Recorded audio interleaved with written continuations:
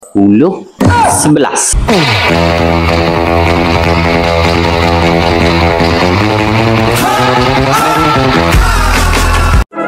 Assalamualaikum geng, jumpa lagi di video Router hari ke-10.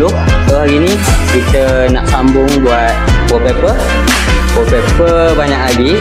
So belah ni ada 2 lagi yang belum. Lepas tu belah belakang sana lah yang kita nak cuba siapkan hari ni.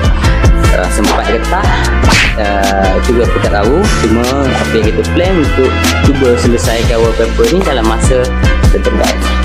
So guys, jangan lupa like, follow dan share. Jadi jom, let's go.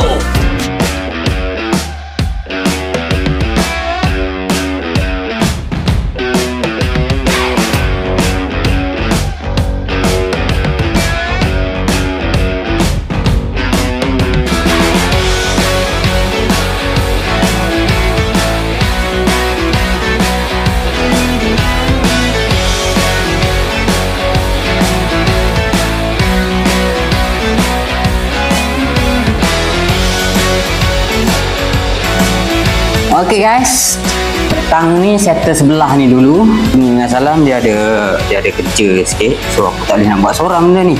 Malam nanti kita sambung pula untuk try menyiapkan yang belah belakang tu. Okay guys, kita sambung pula belah malam.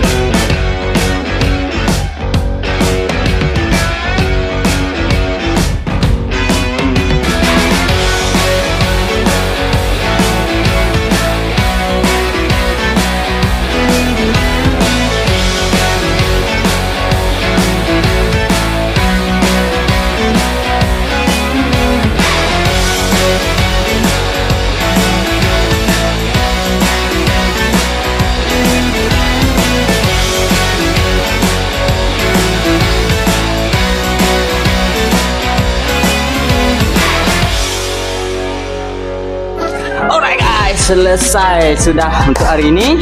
Belah ni dah selesai. Belah ni 3 dah selesai seperti target kita. Yang ini aku ingat nak buka dulu sebab dia ada skru. Sini ada skru. Ada paku, ada skru ni, nak buka dulu, nampak dulu baru tampar balik. Macam tu. So guys, macam mana look dia? Okey dah. Yang ni akan sampai esok kemungkinan. Sebab kita gam dah sampai, so kita nak sampai je. Ini kita mix and match dulu. Memang ngam, memang cun lah. Sini kita akan buat decoration on wall wiring, penebat PVC. So guys, jangan lupa like, follow dan share untuk video day 10, 11, untuk hari ke-11. Okay,